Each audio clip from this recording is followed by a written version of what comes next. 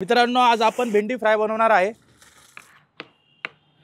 भेंडी फ्राय करण्यासाठी आपण अशी कटिंग करतोय, तुम्ही गोल पण करू शकता। आम्ही जुनी कटिंग केलेली आहे।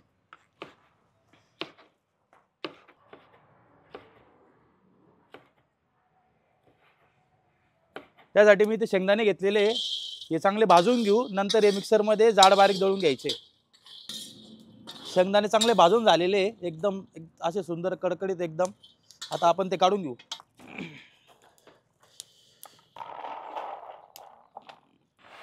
टर्फल आपण काढून घेऊ।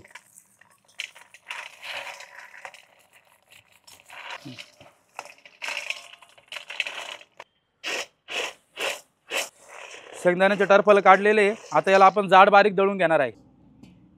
भेंडी फ्राय करण्यासाठी आपण भेंडी फ्राय करून घेऊ तेलात।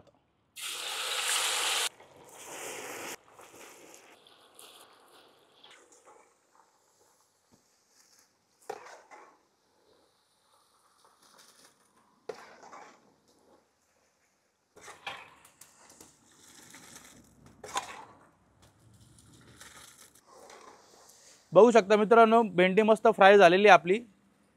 आता आपण भेंडी एका बाउल मध्ये काढून घेऊ।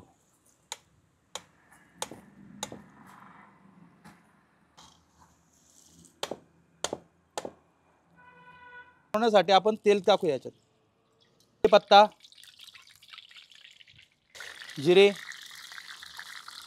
मोहरी,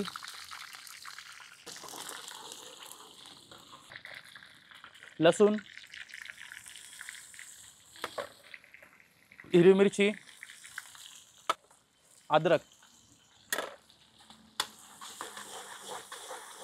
आपला आता अद्रक लसूण हिरवी मिरची चांगलं फ्राय झालेले। आपण आता त्याच्यात कांदा घालून घेऊ।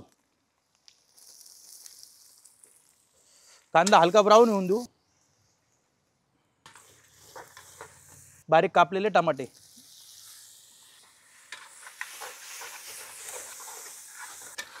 मसाला आपला रेडी झालेला आहे। आता याच्यात काय आपण मसाले घालून घेऊ। लाल मिरची पावडर, किचन किंग, चिकन मसाला, धना पावडर, गरम मसाला पावडर।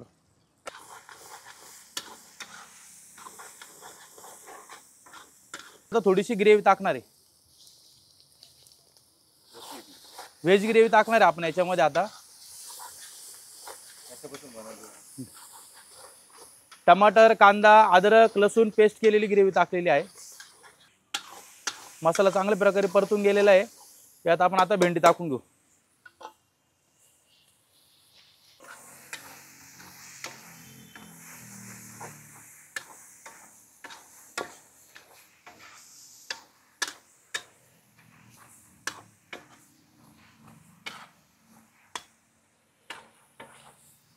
आपण शेंगदाणे भाजून घेतले होते, त्याचा कूट टाकतोय।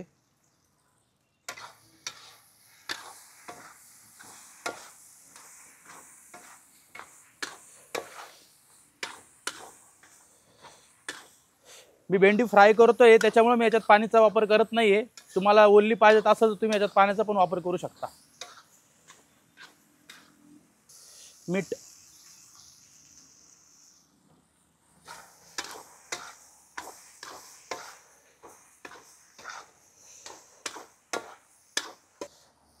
कोथिंबीर।